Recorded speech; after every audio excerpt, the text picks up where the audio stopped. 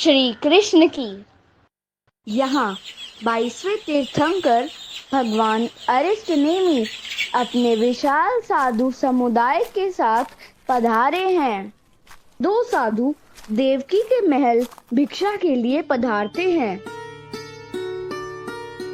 पधारिए मुनिवर, केसरिया मोदक का व्रत निभाइए।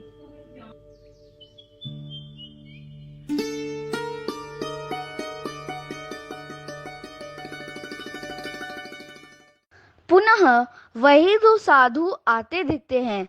देवकी व्रत निभ जाती है। धन्य धन्य हो गई मैं तो आज। केसरिया मोदक ग्रहण कर मुझे कृतार्थ करे।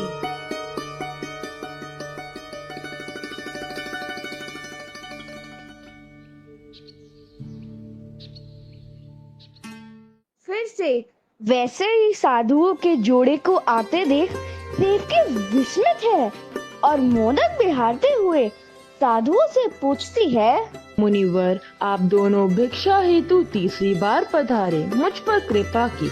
मेरा अहोभाग्य है, परंतु क्या द्वारिका नगरी में अन्यत्र आपको शुद्ध आहार नहीं मिला?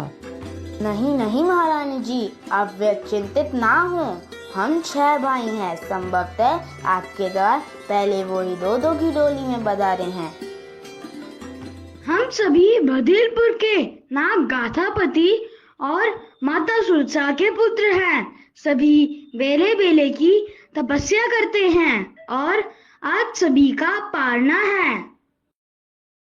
देवकी प्रभु के दर्शनार्थ गई। वंदे भगवन। भगवन अति मुक्तक मुनि ने मुझसे कहा था कि मेरे खूब रूपवान गुणवान 8 पुत्र होंगे। ये तो सुलसा के 6 पुत्र हैं। मेरे भी 6 मृत पुत्र हुए। मुनि का वचन मिथ्या कैसे हुआ? देवकी, अपने हृदय को शांत करो। सुलसा के हाथों पले यह 6 मुनि तुम्हारे ही पुत्र हैं। देवता ने सुलसा के पुत्रों को तुम्हारे पुत्रों से बदल दिया था और अब ये साधु बन गए हैं।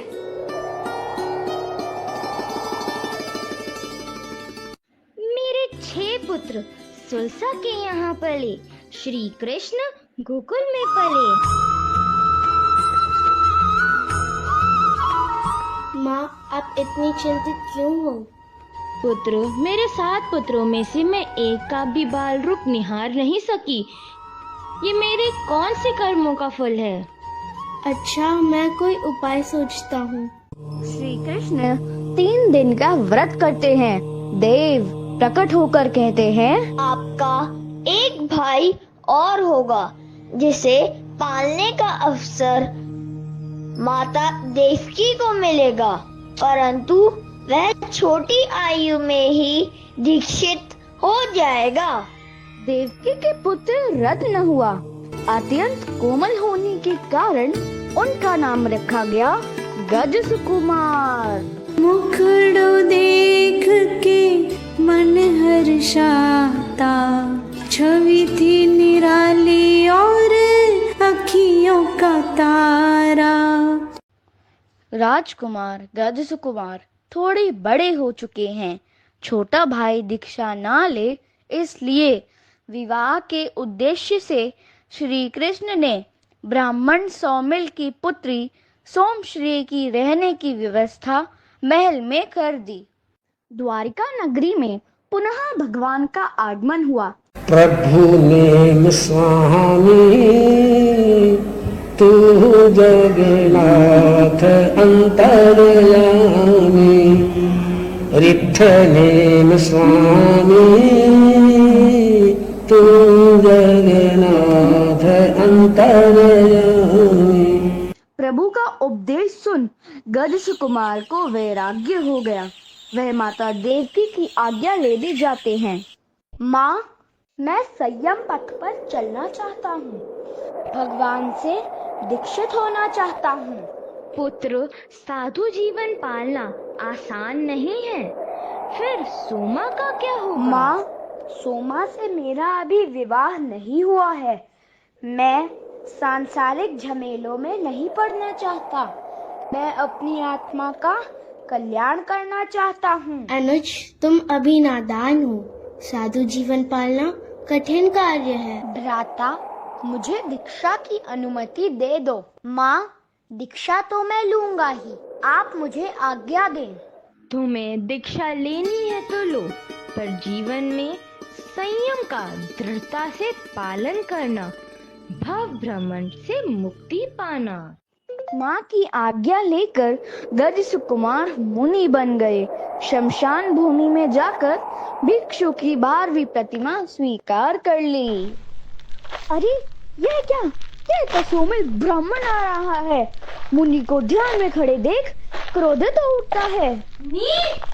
ढोंगी, मेरी पुत्री का जन्म ही बिगाड़ दिया, यहाँ पाखंड कर रहे हैं।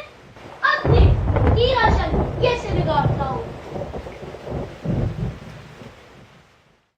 सिर पर धधकते खेरों के प्रभाव से धीरे धीरे संपूर्ण शरीर जल जाता है। मुनि शपथ श्रेणी से मोक्ष प्राप्त कर लेते हैं। श्री कृष्ण भगवान की शरण में आए हैं।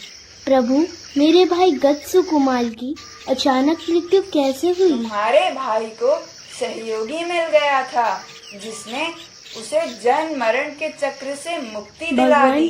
कृपया यह बता दीजिए कि मैं उस सहयोगी को पहचानूंगा कैसे? जाते समय मार्ग में जो तुम्हें देखकर मूर्छित हो जाए, समझ लेना वही था। श्री कृष्ण लौटते समय अन्य मार्ग से प्रस्थान करते हैं। राह में श्री कृष्ण को समक्ष देखते ही भयग्रस्त सौमिल मृत्यु को प्राप्त हो जाता है। बुराई की हार और क्षमा की जय जयकार। युगों युगों तक अमर रहने वाली सत्य कहानी के नायक गज सुकुमार ने क्षमा के सहारे सभी कर्मों का क्षय कर दिया। क्षमा वीरस्य भूषणम। धन्य गज सुकुमार मुनि